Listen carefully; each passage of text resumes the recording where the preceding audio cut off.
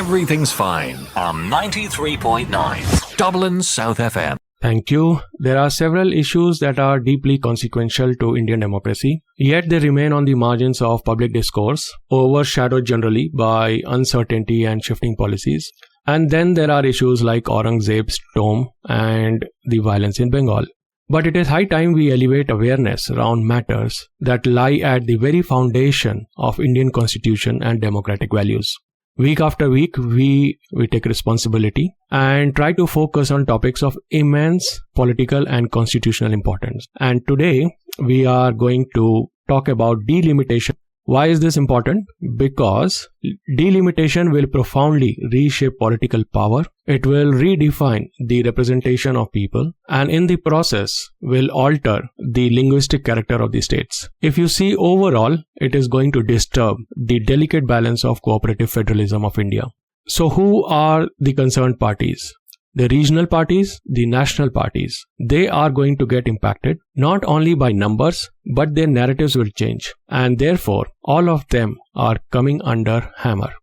Delimitation is not a new concept. It is an essential process in any functioning democracy. The United States have it, Britain has it. These are the largest functioning democracy. And it is meant purely to ensure fair and proportionate representation as populations grow and shift. Bengaluru is not what it used to be 20 years ago, and so is the national capital region of Delhi. This is just a few examples. Ideally, in India, this should be carried out every 10 years, and that too after the national population census has been done.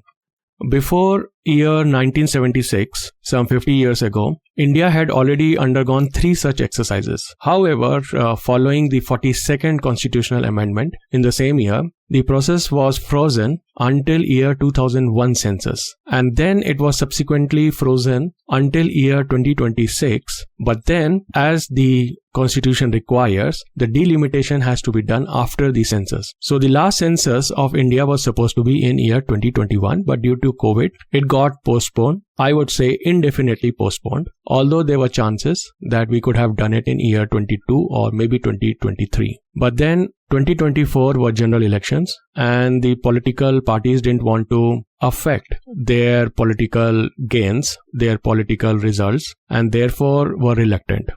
So the census is pending, and therefore the legitimacy of the delimitation in India is under question. The delimitation has serious implications. So for example, currently there is a glaring imbalance in the ratio of population to parliamentary representation.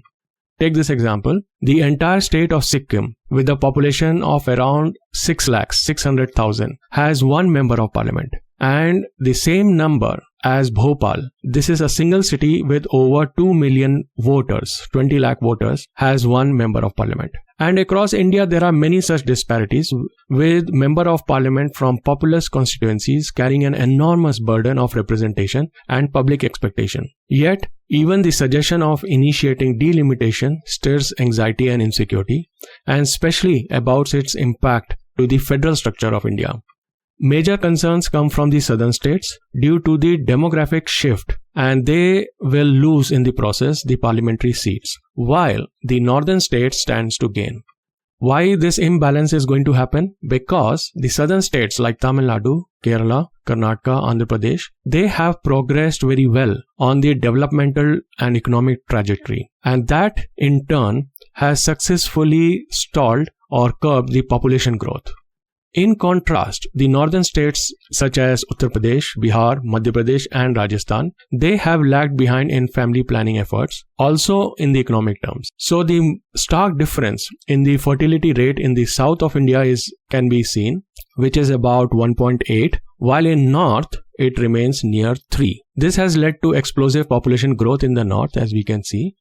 Uttar Pradesh, because of this delimitation, if it happens, so Uttar Pradesh, for instance, has grown from 8 crore to over 32 crores, 4 times. Meanwhile, the southern states have merely grown twice in their population. And if this delimitation comes over, the number of seats in Uttar Pradesh, and for that matter the Hindi belt, are going to overpower the seats in south of India.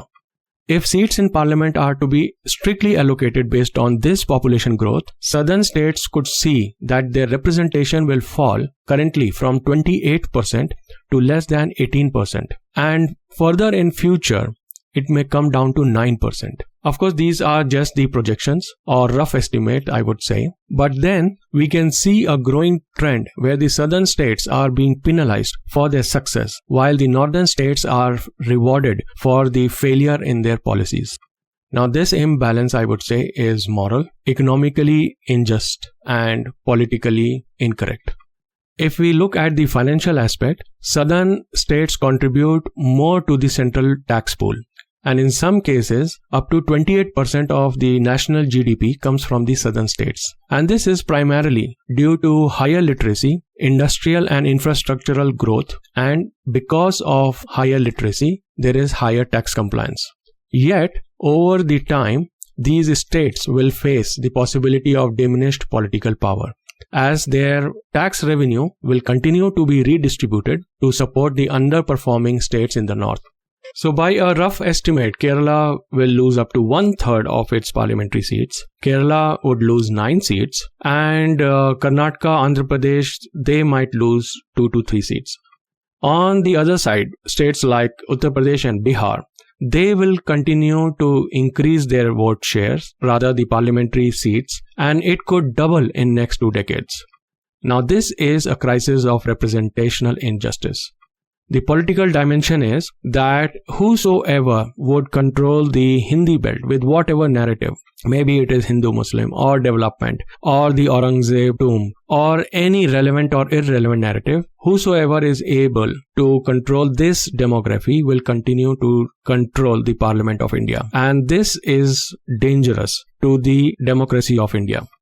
Given the existing trust deficit between the central government and many states, non-ruling party states, rather the opposition states, fear of political manipulation are not unfounded.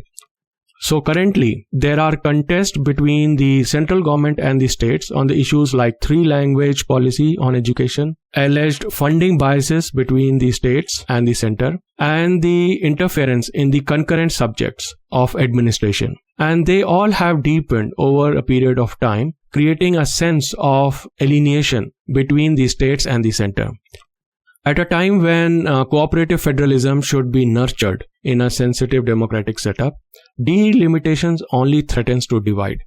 While the process, which will be as per Article 81 and 82 of the Constitution, it is to undertake by an independent delimitation commission and may be supported by Supreme Court and Election Commission, these institutions too are facing a crisis of credibility. The news is all over.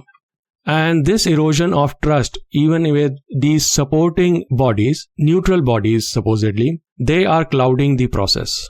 What now? If delimitation goes forward solely on population, even if every seat in southern India were won by political party, if you do that calculation, that party would only have a control of 9% of total parliamentary seats. So their voice, just by the mathematical imbalance, will bring nothing to the parliamentary debates, to the outcome of the parliamentary process.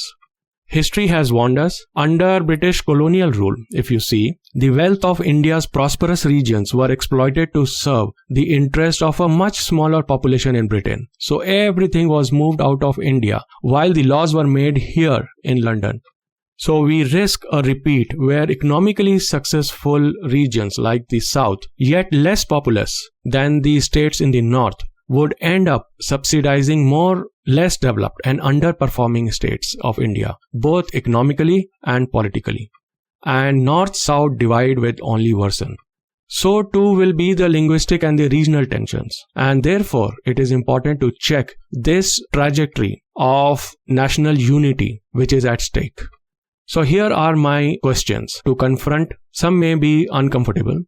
Is our democratic structure flawed when representation is solely tied to the population? Should economic performance, literacy, and governance not be a factor into parliamentary seat allocation? Is the linguistic and the cultural formation of Indian states as we did in 1947, is it under threat from the current model of delimitation? And finally, should we not freeze the delimitation until a fresh census, that too a caste census, provides an accurate data about the socio-economic and the political state of India? These are not easy questions to answer, but must be tackled apolitical. But we'll continue to ask them boldly, openly, and responsibly. I leave you with those thoughts until next week. Stay safe, stay informed, and dutifully ask questions. Bye for now. Everything's fine on 93.9 Dublin South FM.